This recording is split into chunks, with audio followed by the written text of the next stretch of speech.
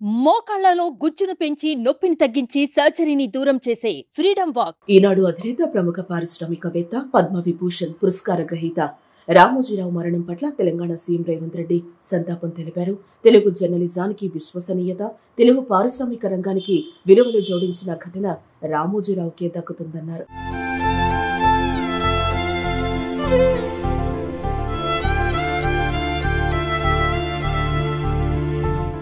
తెలుగు పత్రిక, మీడియా రంగానికి రామోజీరావు లేని లోటు ఎప్పటికీ పూడ్చలేనిదని, ఆయన ఆత్మకు శాంతి చేకూరాలని భగవంతుణ్ణి ప్రార్థిస్తున్నట్లుగా తెలిపారు.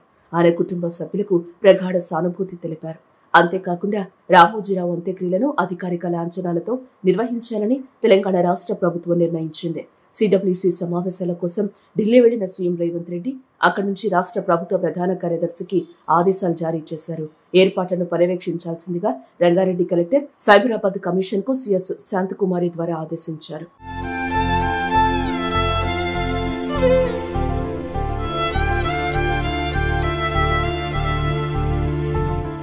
సుమన్ టీవీలో మీ పర్సనల్ అండ్ బిజినెస్ ప్రమోషన్స్ కోసం కింది నెంబర్కి కాంటాక్ట్ చేయండి.